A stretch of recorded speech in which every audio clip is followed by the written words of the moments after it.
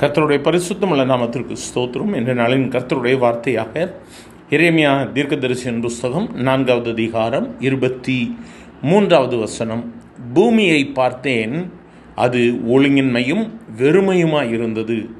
வானங்களை பார்த்தேன், அவைகளுக்கு ஒளியில்லாதிருந்தது. இந்த இடத்துல தீர்க்கதரிசி சொல்லும் பொழுது இந்த வார்த்தையின் மூலமாய் அவர் இந்த உலகத்தின் காரியங்களை குறித்து அவர் சொல்லுகிறார். ஆனால் இந்த பூமியிலே கர்த்தருடைய ஜனமோ வேறு பிரிக்கப்பட்டிருக்கிறது. நாம் கர்த்தருடைய பிள்ளைங்க. நம் ஆண்டவரால் அவருடைய பரிசுத்தமுள்ள இரத்தத்தால் நாம் மீட்டெடுக்கப்பட்டு ரட்சிக்கப்பட்டு கர்த்தருடைய வருகைக்காக நம்மையும் நம்மோடு கூட ஒரு கூட்டத்தை ஆயத்தப்படுத்தி நின்று கொண்டு காத்து கொண்டிருக்கிற பிள்ளைகள். ஆகவே இந்த நாளிலும் தீர்க்கதரிசி சொல்லுகிற வண்ணமாய் பூமி வெறுமையாக இருக்கலாம், உலகம் வெறுமையாக இருக்கலாம், வானங்களுக்கு ஒளி இல்லாமல் இருக்கலாம். ஆனால் கர்த்தருடைய பிள்ளைகளுக்கு ஒரு நிறைவு, ஒரு வெளிச்சத்தை கர்த்தர் கொடுத்திருக்கிறார். எனக்கு அருமையான தேவ பிள்ளையே, இந்த வசனத்தோடு கூட நம்முடைய வாழ்க்கையை ஒப்பிட்டு பார்ப்போம். நாம் ஒழுங்காக இருக்கிறோமா? வெறுமை இல்லாதபடிக்கு நம்முடைய வாழ்க்கை இருக்கிறதா? தீர்க்கதரிசி சொல்லுகிறான், பூமியானது ஒழுங்கின்மையும் வெறுமையாக இருந்தது. உண்மை இல்லை. இன்னைக்கு இன்று உலகத்தின் சூழ்நிலை இந்த வசனத்திற்கு ஒத்ததாக இருக்கிறது. வானங்கள் என்று சொல்லும் பொழுது அநேக இருதயங்கள் ஒளி இல்லாமல் இருக்கிறது. இயேசு இல்லாத ஒரு ஒளி இல்லாத இருதயம். இந்த நாளில் நம்மை ஆராய்ந்து பார்க்கலாம். எவ்வளோ மேன்மையான ஒரு அனுபவத்தை கர்த்தர் கொடுத்திருக்கிறார்.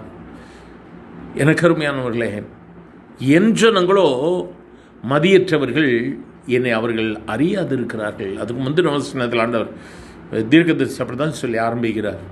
நாம் கர்த்தருடைய ஜனம் இல்லை, நாம் மதியற்றவர்களாக இருக்கிறோமா? ஏதோ ஒரு கூட்டத்தின் பின்பதாய், ஏதோ ஒரு தனிப்பட்ட ஒரு மனிதனின் பின்பதாய் ஓடிக்கொண்டு இருக்கிறோமா? எனக்கு அருமையான தேவ பிள்ளையே, வேதத்தின் பின்பதாக மட்டுமே நாம் ஓட வேண்டும். வேதத்தில் சொல்லப்படுகிற வார்த்தைகள், அதை எந்த வார்த்தைகள் மனிதனின் மூலமாய் தீர்க்கதரிசியின் மூலமாய் சொல்லப்பட்டாலும் வார்த்தை தேவனுடைய வார்த்தை. ஆகவே தேவனுடைய வார்த்தைக்கு பின்பதாக நாம் ஓட வேண்டும். அப்போதான் நம்மை பார்த்து ஆண்டவர் சொல்லுவார், நீ ஒழுங்கின்மையும் வெறுமையாக இல்லை, நீ நிறைவாக இருக்கிறாய், உன்னிலே ஒளி இருக்கிறது என்று சொல்லி கர்த்தர் சொல்வதற்கு எனக்கு அருமையானவர்களே, நம்மை அர்ப்பணிக்க வேண்டிய நாட்களுக்குள்ளாக நாம் வந்திருக்கிறோம். நம்மை ஆண்டவருக்கு ஒப்பு கொடுக்கலாமா? வேதத்தில் அநேக காரியங்களை சொல்கிறார். கர்த்தருடைய ஜனங்கள் எப்படியாக மாறிவிட்டார்கள், பொல்லாப்பு செய்கிறார்கள். நம்ம அந்த லிஸ்ட்டில் போயிடவே கூடாது. கர்த்தரால் மீட்டெடுக்கப்பட்ட என் அருமை ஜனமே, கர்த்தருக்கு நம்முடைய இதயத்தை திறந்து கொடுக்கலாம். ஒருவேளை நம்ம வாழ்க்கையில் கசப்பு, கோபம், எரிச்சல், வேண்டாதெல்லாம் இருக்கா, உலகத்தோடு கூட இருக்கிறமா, எடுத்துருங்க. ஆண்டவர் டோப்பு கொடுக்கலாமா? அன்பு தகப்பனை, ஆசீர்வதிக்கப்பட்ட இந்த நல்ல வேலைக்காக நன்றி. உம்முடைய வார்த்தைக்காய் ஸ்தோத்திரம் ஆண்டவரே. தொடர்ந்து கர்த்தர் எங்களோடு கூட பேசிக்கொண்டிருக்கிற தயவிற்காய் ஸ்தோத்திரம். இந்த நாளை ஆசீர்வதியும், கேட்கிற ஒவ்வொருவரையும் பலப்படுத்தும் ஆண்டவரே. ஒழுங்கின்மையும் வெறுமையாக இருக்கிற இந்த உலகத்தில் உமக்கு ஒளியாய் ஜீவிக்க கர்த்தர் உதவி செய்யும். ஆசீர்வதியும். இயேசுவின் நாமத்தில் பிதாவே, ஆமேன்.